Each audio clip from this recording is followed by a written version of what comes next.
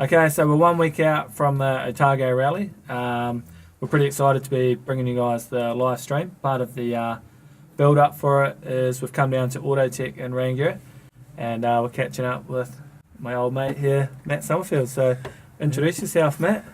Yep, he said my name. So yeah, I'm a driver in the rally. It's going to be a great event. I'm really looking forward to it, and yeah, just it's going to be a long week waiting for the rally. Nice one, Matt. So I've got a few questions here that I've prepared earlier. Not normally I'm on this side of the camera, but today I am. So, Matty, how old are you and what do you do for a day job? Yeah, so I'm 26 years of age and an electrician by day. Nice one. And you've been out of your apprenticeship long? I'm still an apprentice. No, you're still an apprentice. Me out on me first night. I was trying to sell it. Nice. Yeah, Alright, rally cars take up a lot of time. That's good. So how long have you been rallying for, Matt? I was going to sound really old. It's my 11th year this year. 11th year, meaning you started when you were 15. Yeah. And what was your first event, and how has the competition changed from when you first started at a club level to competing at a national level? Yeah, I mean, the biggest change from when I first rallied at Hamner with Dad and the old Starlet was most of the battle was starting on the road. Yeah. and now we're sort of pushing against each other and pushing to go really fast. And then the camaraderie between club level and top, is there a little bit more snakiness going on? Or I think it's still light-hearted. I don't know. Some people get right into going against each other, but yeah, at the club level, everyone just gets on and hangs out, and yeah, it makes it all very fun. But yeah, some of the boys at the top are pretty funny to be around, so makes the weights for stages pretty good. Yeah, and obviously you got into it pretty young. So when did you make the leap up to a national championship? Well, it was the year after the first year. Yeah, we in 2009. Yeah, lucky to get an opportunity from Alan Geddes in Auckland to drive.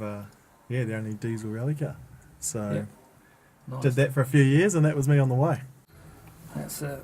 What's it like having family that are so supportive and involved in rallying? So obviously you've got Nicole as your co-driver, which is Matt's sister, and your dad Les, he's a bit of a rally icon, bit of a legend around here. Yeah. How's that?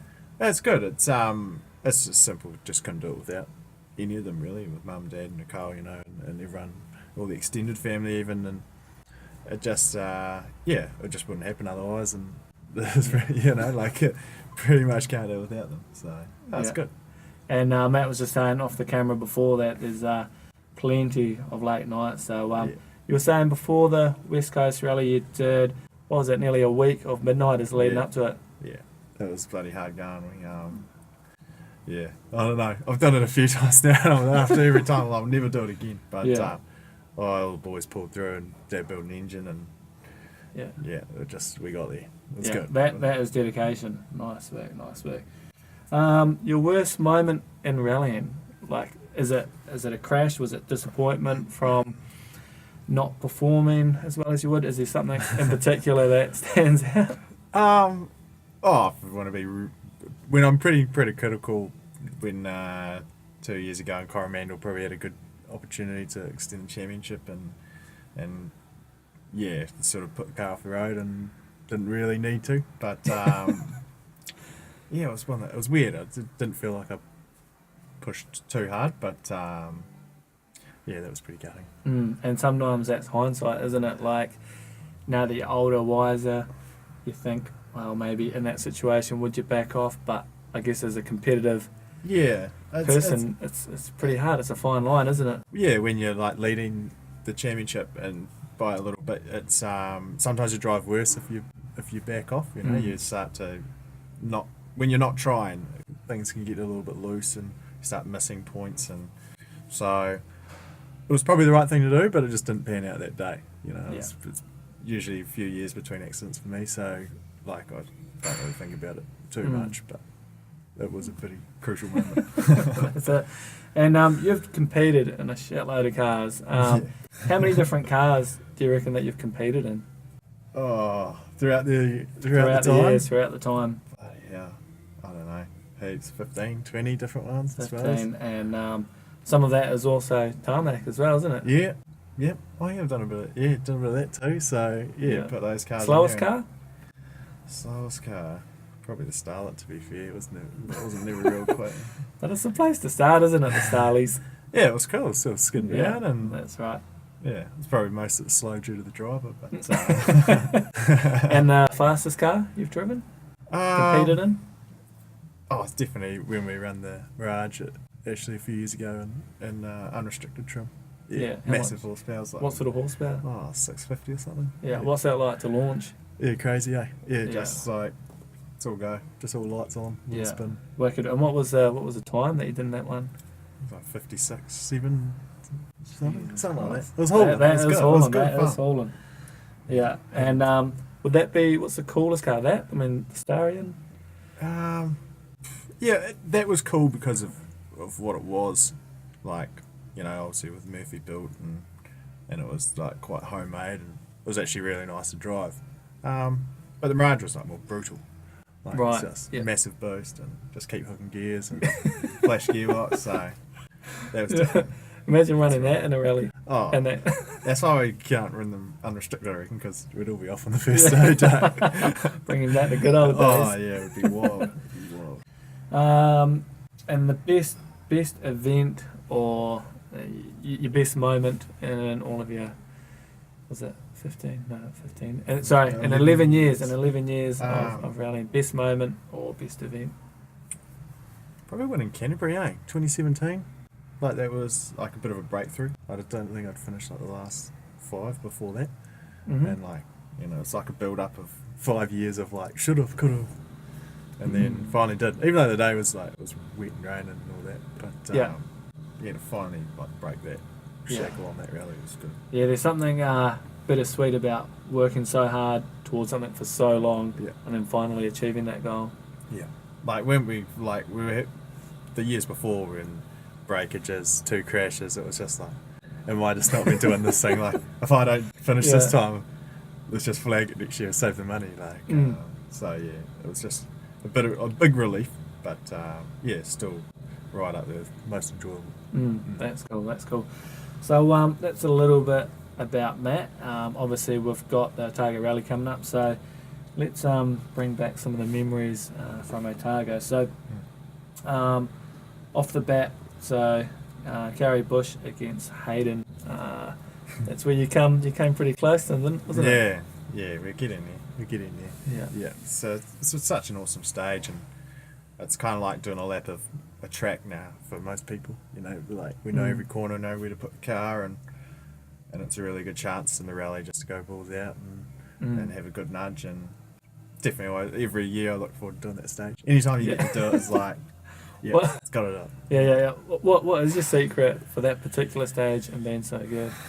I think I really liked it from the early days, so I always paid heaps of attention to it. I think it's just like one that it's like not too long, so you get enough time to really study it. And same with anything, if you like it, then you just put all your focus into it. So I just learnt it and critiqued it year on year.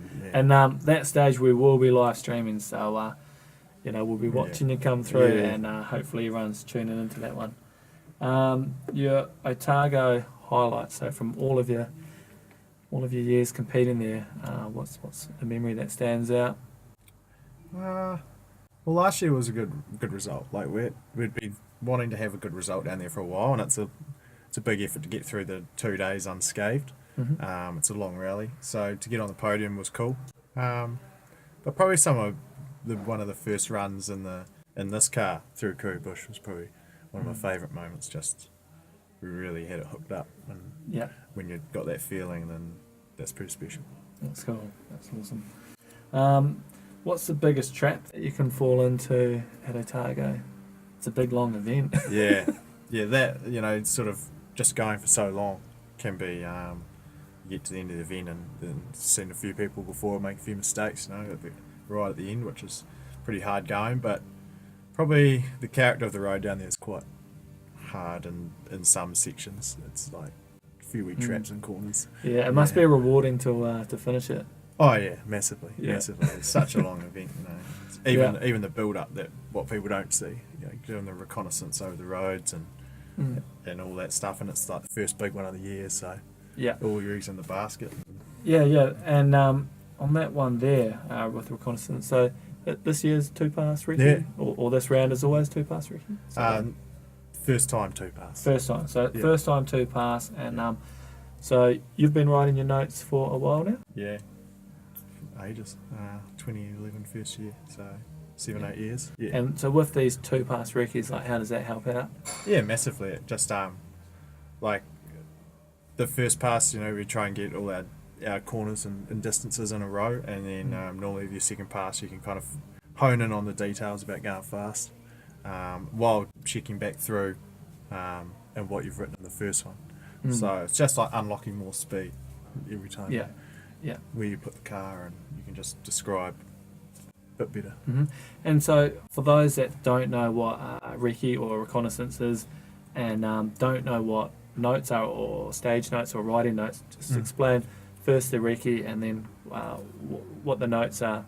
Yeah, so the reconnaissance, we go over the stages, and this time we get 2 goes over them, and we basically make a description of the road, and most of us work on the normal system is on a number, so 1 is slow and 6 or 8 is fast, whatever you choose if you're riding, and then you grade it and you drive over it and you put in distances between corners and sort of just build up what it is, and then in the real rally the co-driver reads it back to you and you make sense of it all, and so you know where you're going.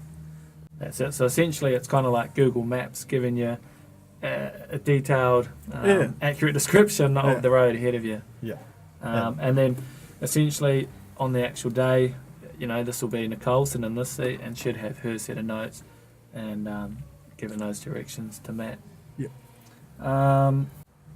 How many different cars have you driven at Otago? Just the 3, I think. Skoda.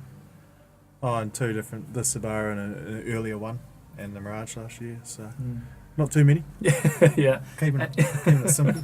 And what makes Otago, it's an iconic rally, what makes it so unique in your opinion? For me, there's just gems stages in there. Like you go the Waipori Gorge, the Kuri Bush, even Warrior Flat's got a relatively well-known. Some of the roads down Lawrence and even up on River are just like stunning, some of the best. So I think a lot of people come for that, and the fact that it's just so well run, they just put on a real good show. Nice. And the northern stages this year, have you done these before? Are they new? Are some of them old? Bit of both, I think. There's a few there that we've used a few times. There's one brand new one, so that's probably going to be a bit of a leveler, like when we get to the new one. Like some of the stages like Kuri, we run the people that know, and then this new one's going to be big focus to make some good notes. With a stage like Kuri Bush, how much of that can you actually remember from your previous years? Is it surprising how much you can remember in terms of? Like nearly all of it. Wow. Yeah. And do you ever sit down before an event and go through old footage? Car footage? Go through video and make some adjustments to the notes if we feel need be. The best stuff is if you've got it from the previous year and you're coming back in the same car, you can be like, oh, well, I braked there, and then I went straight back on the power. Like I could probably just do that flat out, and then sort of judge off that, and that's how you start building the speed up and just bit of memory stuff as well. You just pick it up from watching it. So nice one. And what car are you going to be driving? I mean, can we say? Do we know? Most likely this one. Most likely. I don't know. Most likely. Watch the space. And any shout outs to any people, sponsors? I think we'll be here all night if I do that. Just extremely lucky, great group of people around us, and pretty fortunate through all my rallying that it's been like that. Just people coming out of the woodwork and wanting to help. Just sometimes a bit mind blowing. There's so many people, and makes it all worth it. I reckon it makes you push on, give it everything, do the late hours, and focus and push hard. Nice. And what about the live stream? Are you a fan? You've been at pretty much all of every single event that we've live stream Matt's been a part of. I love a live stream, mate. I go back and watch it. Yeah, it's cool, so it's just the way that it should be going, in my opinion, anyway. And it's something great for all the fans to get into and feel like they're there. Not everyone can travel around the country to these events, so to have it all live and following up with the event and having good info as well, it's great for the rally and great for all of us. Yeah, that's cool.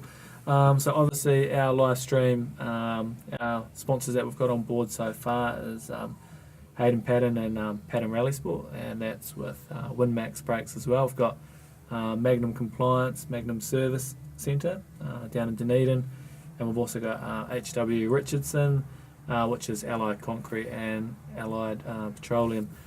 So next weekend, make sure you guys are tuning in. We'll be going live on the Friday night, on Saturdays for stage 2, then stage 4, and then stage 8 in town. So we'll be going live 3 times, and then on the Sunday we'll be doing stage 9, 12 and 15. 9 and 12 is a repeat.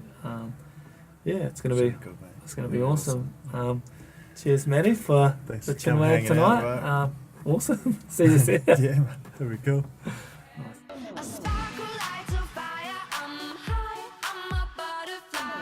A blooming flower, but I am thirsty.